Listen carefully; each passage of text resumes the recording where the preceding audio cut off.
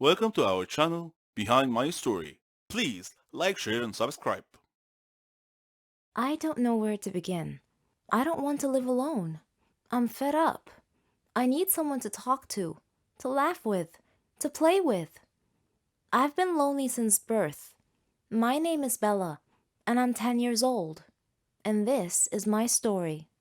I lived with my parents in a nice, quiet neighborhood. My father was an engineer, and my mother was a housewife. Father used to travel a lot, but my mom always stayed home with me. Father was always busy. Whenever I asked him to play with me, he'd play with me for a while. Then he'd get a phone call and leave me by myself. Mother was always worried about me. She feared everything on the street, from friends to neighbors. My neighborhood didn't have any kids for me to play with. My parents used to fight a lot. I often saw Mother with her face colored blackish blue. Whenever I would ask her about it, she wouldn't reply. I didn't have any friends because Mother didn't want me to have any. I guess she was afraid they would hurt me. I don't know. One time, my parents were sitting together, and I asked Father why I didn't have any brothers or sisters. He told me to ask Mother, but Mother would just sit there silently, without answering. Later, there came a time when Father grabbed Mother and began beating her. I tried to pull him away from her, screaming, "Leave her alone! Let her go!" He slapped me hard, and I fell down. The last thing I heard before I lost consciousness was my mom screaming. I woke up later in the hospital to see my mom crying. She asked me if I was okay, and I nodded. When we returned home, my father wasn't there. I asked Mom where he was, but she simply said that he left on a very long business trip. I was feeling a little sad, but Mom surprised me with a doll. This was the first time that Mom had ever given me a doll. She said that doll would be like my little sister.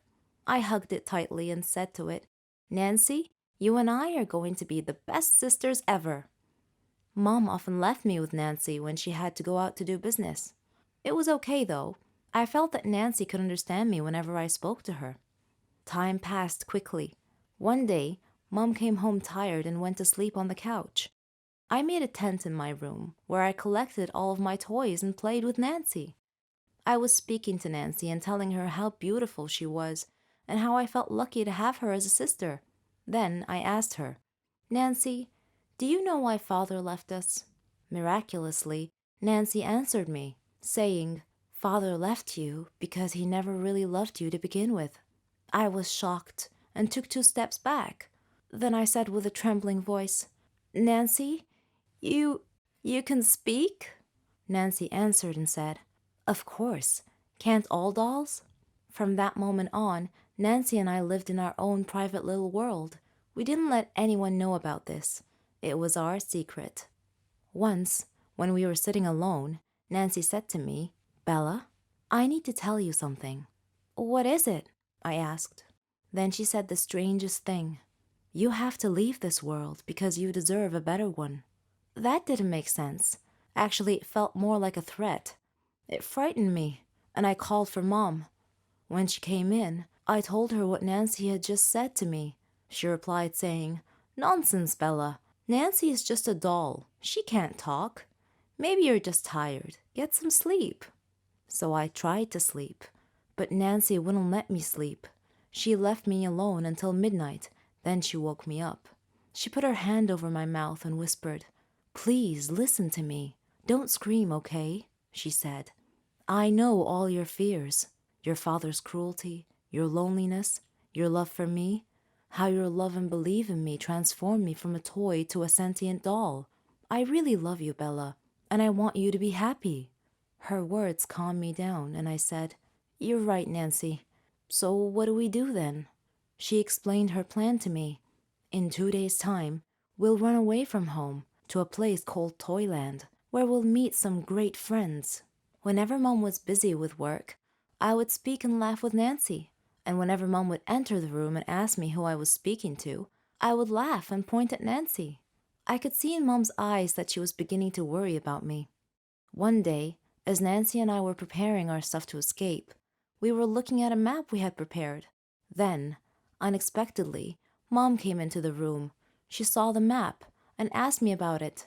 I looked at Nancy and she gestured with her eyes that I shouldn't say anything. Seeing this, Mom took Nancy and threw her into the trash can. I screamed and pleaded. That was all I remember.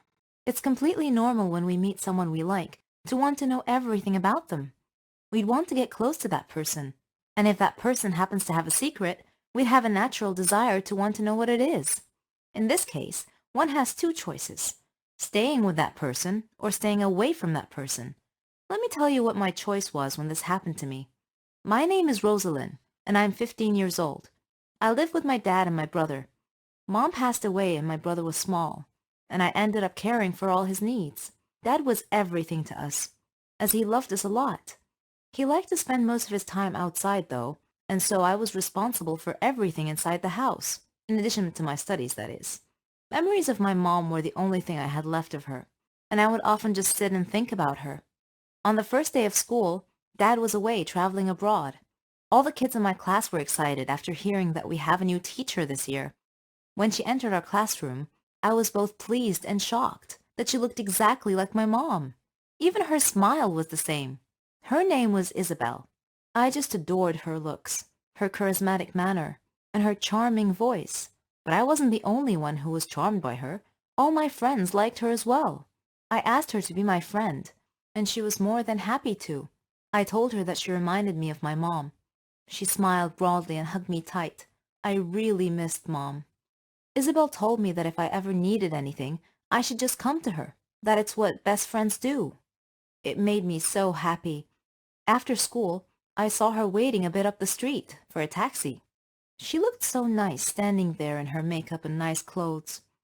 I had told my brother that I would introduce him to her, but as we were walking towards her, a car stopped, and she got in and left. It was a very strange car. It had very dark tinted glass that prevented anyone from seeing inside. The next day, I asked her if she was married, and she said no. I told her I saw her get in a car yesterday, and that seemed to worry her for some reason, which caused me to worry too. She said that one of her relatives happened to see her, and they drove her home. Curious, I decided to watch the same spot again tomorrow, to see if the same thing happened again. But I received a message that Dad had just got back, so I chose to head straight home. I was thrilled that Dad was back. I hugged him and told him how much I missed him. We talked a lot, and I told him about Isabel and asked him to come to school and meet her. Unfortunately, she was absent the day Dad came to meet her. I began to worry about her some more. The day after that, I went to the same place at the same time, waited for her again.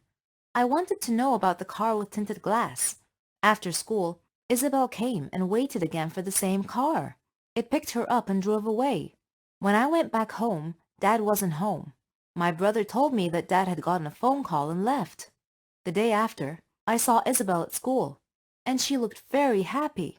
So I asked her why she was so happy that day, and she told me that she had wonderful news, that she would tell me about it later. That same day, I went to a friend's birthday party. Coincidentally, there was a nightclub near my friend's house, where I could see a bunch of weird people going in.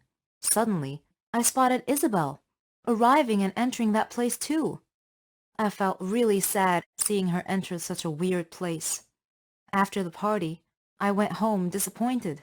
Dad saw the look on my face and asked me what was wrong. I didn't really feel like talking, so he changed the subject and said that he had great news to tell me. He was going to get married again. I was not expecting this. I was so shocked that I was speechless for a few seconds. Then I asked him, "What about Mom?" He tried to explain to me, but I was beyond listening at this point. I turned around and went to my room, leaving him alone with my brother. I sat there thinking about Mom, crying alone in my room. The next day, I was still angry, and I decided to ask Isabel about the nightclub. I went to her office at school and asked her what she was doing there last night. She started to explain, but I cut her off and told her that I was disappointed. Suddenly, I heard a familiar voice behind me. It was Dad's. Dad started explaining in her place. "I'll tell you everything," he said. Isabel's mother was very sick, and she was working there as a part-time job to save up money for her mother's surgery. Rather than hearing the actual explanation, something else caught my attention. "You know her?" I exclaimed. "I mean, how is that possible?" and he said, I met Isabel not too long ago. I told her that I had a daughter who attended the same school that she was teaching at. Then Isabel added, I didn't know that you were his daughter, but I loved you even before discovering that. Dad then said that that was what he was trying to tell me last night, that he was going to get married to Isabel. I broke into tears, hugging her and apologizing. Not only did I gain a mother that day, but a best friend too. A suspicious mind can be a gift or a curse, depending on how a person uses it. Lend me your ears and listen to my story. My name is Sasha, and I am 21 years old. I have a suspicious mind. I see an Indian behind every tree. I suspect anyone and everyone of having ulterior motives and designs. If anyone makes any claim, I will research it to determine its veracity. If anyone looks at me, my mind goes through 10 different scenarios of what scheme that person is plotting to take advantage of me. I trust no one. So as you might imagine, I don't have many friends, and I've never had a boyfriend. I just naturally assume all people are two-faced scalawags. So without further ado, I will tell you that one day I was dumbfounded when I realized that I was falling in love with my neighbor Brandon. He was a weird, introverted guy who looked and behaved just like a vampire. Data gathering, you know. I noticed that I never saw him in the daylight, only at nighttime when he went to work. Like me, he didn't have many friends, and he didn't speak much. Everyone I knew agreed that he was definitely a weirdo. But there was something about him I liked. He was my cup of tea. I explored his Facebook page and concocted silly reasons to need to talk to him. We would meet and chat on numerous occasions, and I discovered that he liked me and was watching me too. He asked me to marry him one day, and I accepted immediately. It was difficult persuading my family that he was an okay guy, but I managed to convince them. I felt that he had a mysterious streak in his character, some dark secret in his life. But I was attracted to that and was okay with it. We prepared for our wedding reception. I did errands in the mornings and he did errands in the evenings. Then the night actually, came when we got married. As we spent more time together, I noticed that Brandon seemed very sensitive to bright lights. If any place were too well lit, he would make up an excuse and ask to leave. I noticed that his face was always pale. I noticed that his room at home had only a small lamp, and he liked his steaks exceedingly rare and bloody. Whenever he happened to see an injury, he would gaze hungrily at the oozing blood, just like I've seen in vampire movies. I truly wondered if he might be an actual vampire. One day I walked into his room, and when he looked up and saw me, his smile was creepy and eerie. I teased him and asked him not to hurt me, and he smiled. He offered to tell me a secret if I promised not to tell anyone. He told me that he had been hiding a dark secret for a long time, and he longed to share it with me. I held my breath. It was coming. He was going to confess to being a vampire. I was crestfallen when he instead told me that he had a rare illness that accounted for his pale face and rendered him sensitive to light. He said he was tired of keeping the secret to himself and felt relieved to have someone to share it with. I hugged him crying and told him that I didn't mind at all. And here I was so sure my husband was a vampire. Am I insane or what?